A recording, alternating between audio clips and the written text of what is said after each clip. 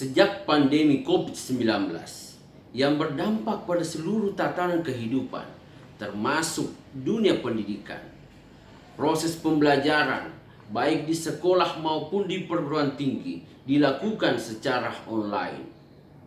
Salah satu aplikasi yang aman digunakan dalam proses pembelajaran online yaitu adalah Google Classroom. Nah, bagaimana cara membuat Google Classroom? Ikuti terus video ini sampai habis.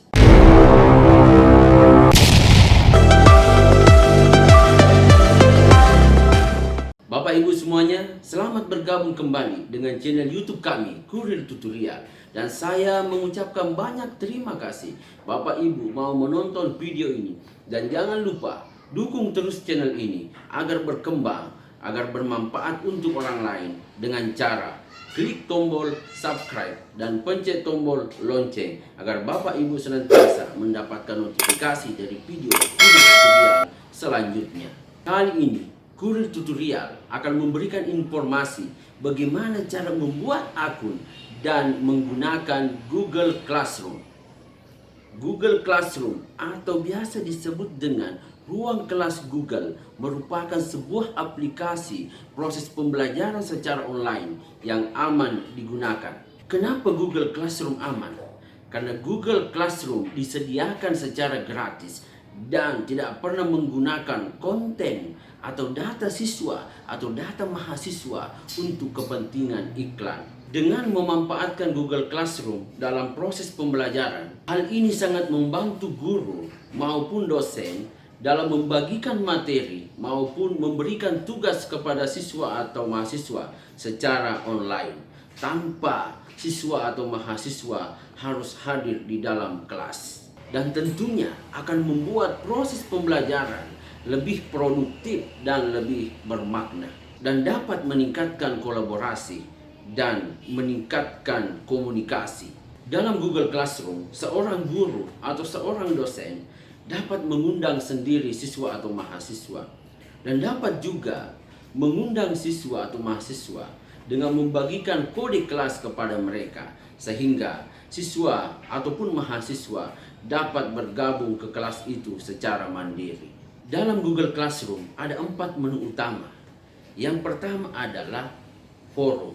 Di forum ini, seorang guru atau dosen dapat men-share materi kepada siswa atau mahasiswa.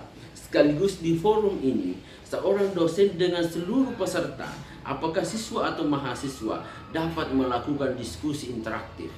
Yang kedua, tugas kelas. Di dalam menu tugas kelas ini, seorang guru atau dosen dapat memberikan tugas kepada siswa, apakah berupa tugas kuis, atau pertanyaan. Yang ketiga adalah anggota. Di menu ini, kita dapat melihat siapa-siapa siswa yang bergabung pada suatu kelas tertentu, tentunya kelas yang telah kita buat sebelumnya. Yang keempat adalah nilai. Di menu ini, seorang guru atau dosen dapat melihat perolehan nilai dari masing-masing peserta, apakah itu siswa atau mahasiswa. Mari Bapak Ibu kita manfaatkan beberapa keunggulan dari menggunakan aplikasi Google Classroom yang tentunya memberikan kemudahan baik kepada kita sebagai seorang guru atau dosen maupun kepada peserta, baik itu siswa atau mahasiswa dalam proses pembelajaran. Dan kalau Bapak Ibu belum memiliki akun Google Classroom dan mau membuat Google Classroom tapi masih belum mengetahui caranya, ikuti terus video ini sampai habis. Baik Bapak Ibu semuanya, kita mulai untuk membuat akun Classroom dan menggunakan Classroom. Yang pertama saya mau sampaikan adalah saat ini saya menggunakan laptop dengan menggunakan Google Chrome, yaitu. Kemudian yang berikut adalah saya ingin menyampaikan bahwa sebelum kita membuat Google Classroom, terlebih dahulu kita harus telah memiliki Gmail. Jadi ini menjadi salah satu syarat karena email ini menjadi syarat ketika kita akan mendaftar untuk mendapatkan akun Google Classroom. Nah, yang pertama adalah kita mengetik di pojok kiri atas ini atau di tengah ini, ya. Kita ketik, saya ketik di bawah ini misalnya Google, ya, Google Classroom. Nah, ini kita ketik saja Google Classroom atau Classroom saja juga boleh. Setelah itu kita enter. Nah, setelah kita ketik Google Classroom, maka muncul halaman seperti ini, ya, muncul halaman seperti ini. Jadi kita langsung pilih saja yang di bawah ini ada Google Classroom. Berarti kita klik satu kali di sini. Setelah itu akan diminta kita memilih menggunakan email apa. Makanya tadi saya menyampaikan bahwa salah satu syarat ketika kita akan membuat Classroom adalah harus memiliki email, terutama Gmail. Nah, saya pilih menggunakan email ini. Setelah itu silakan dimasukkan password. Ya, setelah itu kita dibawa masuk ke sini. Ya, di sini tadi ini email yang kita gunakan untuk login, ya, atau mendaftar. Kalau sudah seperti ini kita klik saja lanjutkan. Nah, kalau sudah klik lanjutkan, maka kita diarahkan masuk ke halaman seperti ini. Nah, di sini kalau kita mau menggunakan akun yang lain, maka di sini kita boleh ini coba akun lainnya. Misalnya kalau kita ingin tidak menggunakan akun yang pertama tadi atau email yang pertama, kita mau ganti. Oke lah, kita menggunakan saja tadi yang pertama. Nah, selanjutnya di pojok kanan atas ini buat ada tanda plus, ya. Nah, buat atau gabung dengan kelas pertama Anda. Karena ini tentunya pertama kali kita buat, maka kita klik yang tanda tambah ini. Nah, di sini ada dua pilihan lagi, gabung ke kelas atau buat kelas. Nah, tentunya kalau kita sebagai guru atau dosen, dalam hal ini sebagai pengajar, maka kita pilih yang di bawah, buat kelas. Nah, kalau misalnya kita sebagai siswa atau mahasiswa, maka yang kita pilih adalah gabung ke kelas. Ini saya pikir jelas. Jadi kita pilih buat kelas karena sekali lagi kita masuk sebagai pengajar, apakah itu guru atau dosen. Ya, kita klik buat kelas. Nah, silahkan dibaca, ini ada beberapa informasi di sini, ya silahkan dibaca-baca dulu, ya dipelajari. Setelah itu kita telah membaca, maka silahkan di checklist atau dicentang, baru lanjutkan. Klik lanjutkan. Nah, silakan dibuat kelas. Misalnya saya tulis kelas komputer A.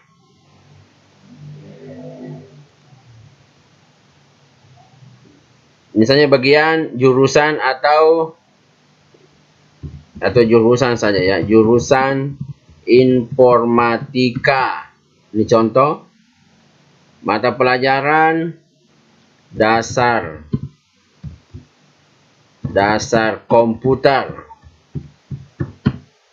atau misalnya pengenalan Google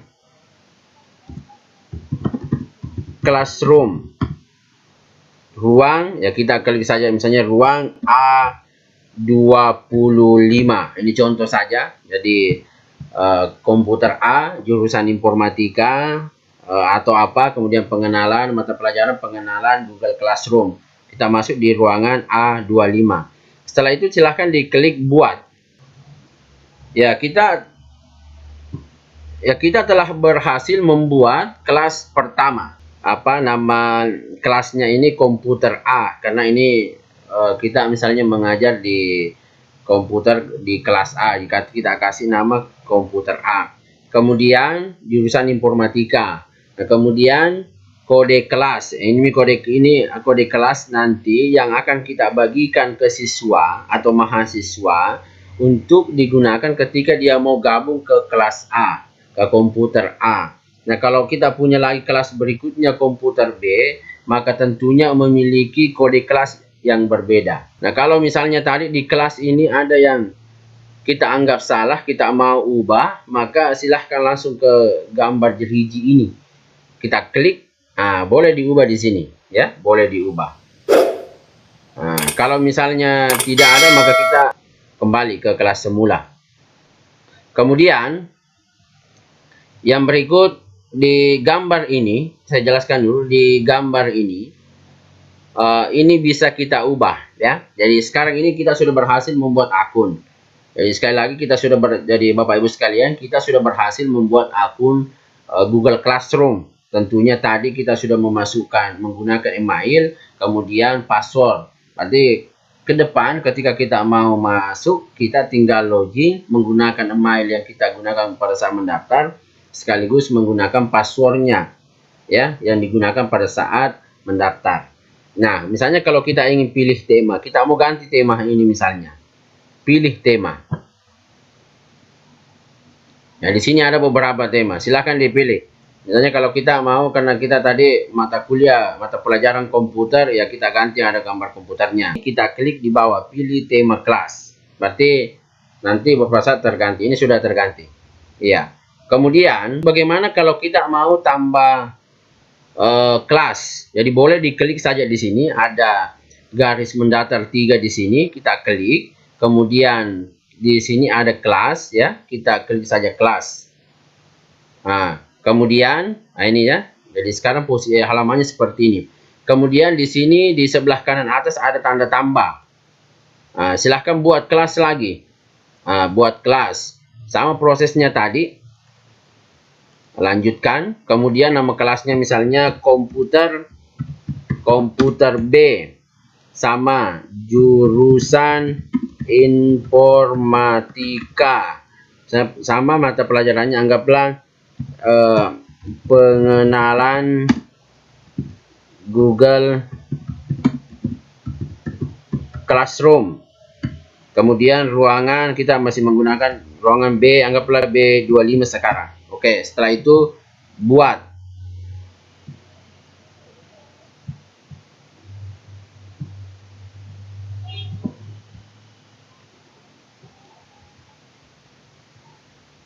Ya, jadi ini sekarang kita sudah masuk di komputer B, berarti kelas yang lain. Nah, kemudian kalau sudah seperti ini, jadi tadi saya di awal menjelaskan, ya, bahwa ada 4, ada forum, ada tugas kelas, ada anggota, ada nilai. Jadi forum ini kita tempati untuk men-share materi, melakukan diskusi, kemudian tugas kelas untuk memberikan tugas, apakah dalam bentuk tugas kuis atau pertanyaan dan lain-lain sebagainya. Kemudian di anggota ini kita akan melihat siapa-siapa siswa yang bergabung. Tentunya sekarang kita belum bisa melihat karena belum ada yang bergabung ke kelas kita. Di nilai nanti ini kita akan melihat berapa nilainya si A, berapa nilainya si B, dan seterusnya. Nah, kita di forum. Ketika kita ingin mengundang siswa, ya, maka termasuk kode ini silahkan dibagikan kepada siswa. Ya, misalnya kalau kita mau tampilkan kode ini, silahkan dibagikan ke siswa. Silahkan di copy paste, dibagikan. Karena kalau dia masuk menggunakan ini, maka dia cuma bisa gabung di kelas B. Nah, yang berikut, saya di sini ya, di kelas A. Kita ingin men-share materi, maka misalnya kita tulis. Jadi di komputer A semua siswa, berarti kalau begitu kita tidak membatasi siswa manapun, semuanya bisa melihat. Misalnya kita tulis silahkan di-download dan pelajari materi berikut ini. Berarti itu instruksi kita kepada siswa kita. Setelah itu kita lampirkan, karena pelajaran materi berikut ini kita lampirkan materi. Di sini ada tanda tambah. Kita pilih file, ya, kita pilih file. Berarti kita diarahkan masuk ke perangkat kita, komputer atau laptop. Pilih file dari perangkat Anda. Klik itu, kemudian materi classroom. Setelah itu, kita klik di bawah ini ada upload.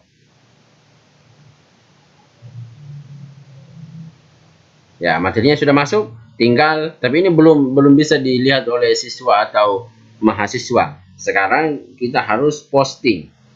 Nah, ini posting ya.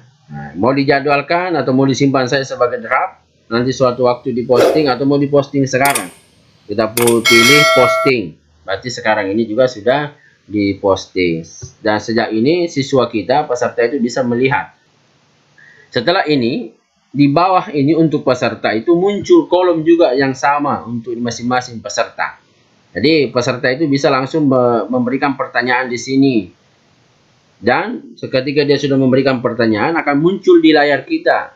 Makanya kita juga bisa menjawab lewat sini. Nah, akhirnya terjadilah diskusi interaktif dengan melalui aplikasi Google Classroom ini.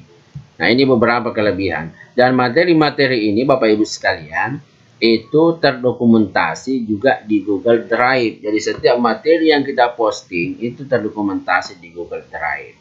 Bapak Ibu semuanya, seperti itu cara membuat akun dan menggunakan Google Classroom. Google Classroom telah dilengkapi dengan fitur yang lengkap sehingga dapat memudahkan pengajar dan siswa dalam menggunakan aplikasi ini. Sehingga proses pembelajaran dapat berjalan secara produktif dan lebih bermakna. Mudah-mudahan video ini bermanfaat dan jangan lupa dukung terus channel ini dengan cara klik tombol.